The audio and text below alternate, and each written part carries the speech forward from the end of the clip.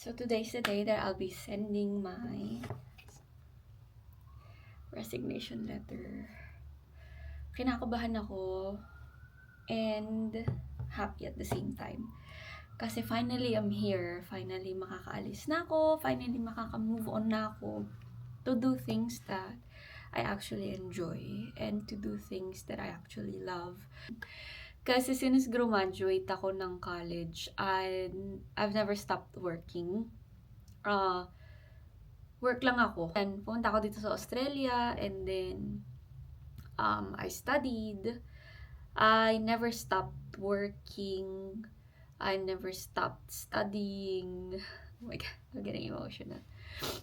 And I think na it's time for me to listen to my self. Pinaghandaan ko tong araw na to.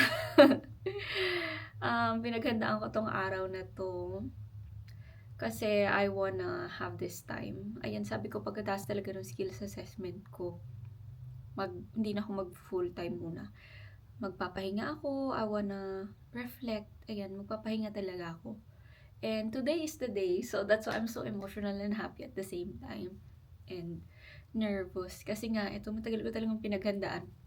It's been 2.5 years since I moved here and today is the day, finally, na natapos na natin yung skills assessment, wala nang iisipin, hindi na kailangan mag full-time job, hindi na kailangan mag-aral. So, yay! Celebrate small wins.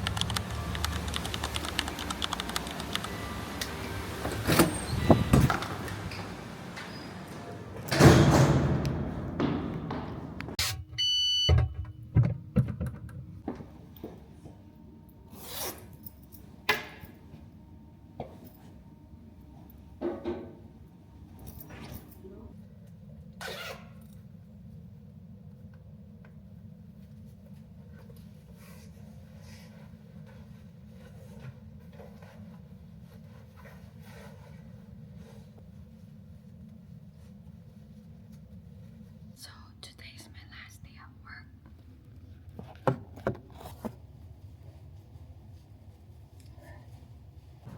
Hey guys, today's the day that I'm quitting my job. Yay! I'm excited and scared at the same time kasi nga medyo matagal na ako dito. And this is technically my dream job. Since nag-aral ako ng hospitality, I think going into a nice hotel or a luxury 5-star hotel is the dream. Pero it's not forever.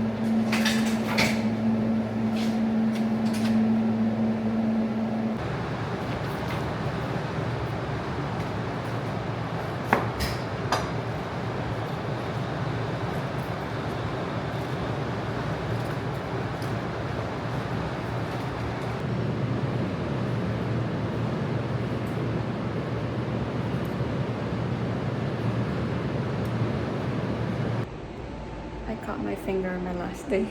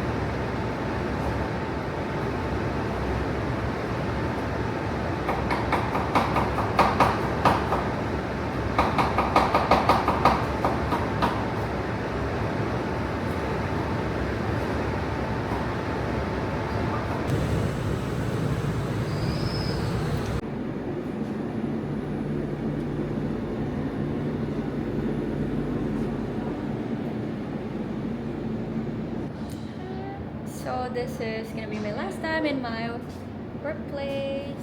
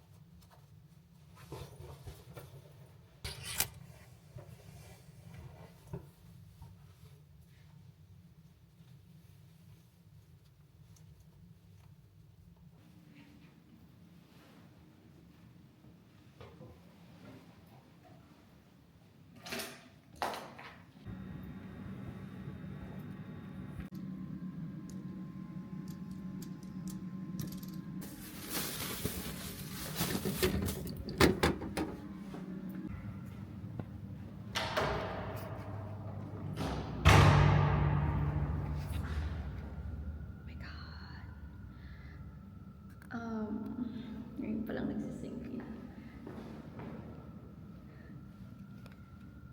Oh my God. Ngayon pa lang nagsisink in na this is going to be the last time na dadaan ako dito.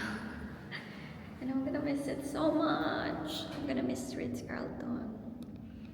But we have to move on. And lahat ng bagay, nothing lasts forever. So yeah.